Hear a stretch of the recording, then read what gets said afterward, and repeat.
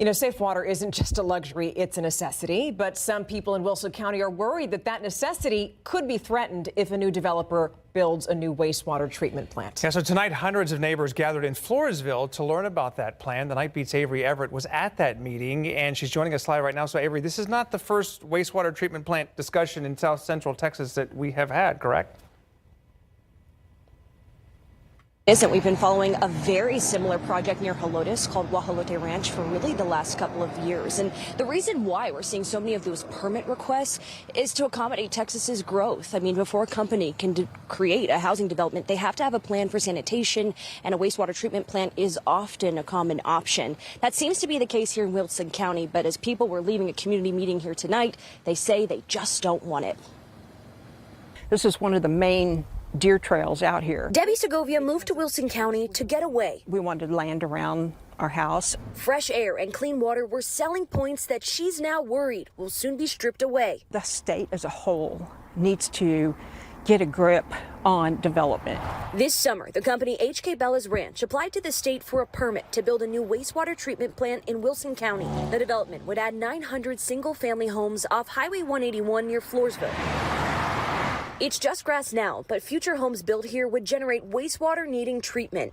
An attorney for the project says, quote, installing numerous individual septic tanks is an environmentally inferior alternative, but nearby neighbors have health concerns about this plan.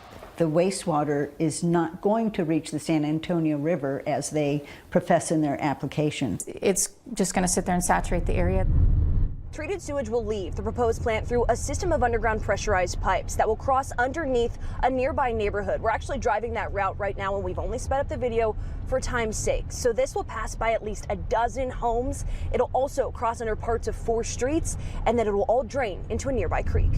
Right now we're walking past the dry creek bed of Kycaster Creek. And how could that change if this permit is approved? If the permit is approved, over a period of time, we'll start to see sewer effluent released into this creek.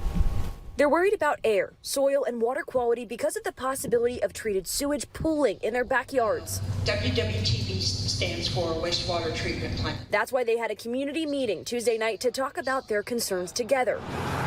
In an email to KSAT, that attorney for the developer says Bella's Ranch will use a state-of-the-art treatment system. But neighbors say that's still not enough. It affects our quality of life. We're worried about losing our wildlife, and we're worried about the value of our home. So I talked to TCEQ, the state commission that this whole permit process goes through, about what a timeline looks like. I'm told that a typical process, if it's uncontested, could take about a year. We know right now that application was submitted back in July, and an administrative review happened in August. Stephania, Ernie.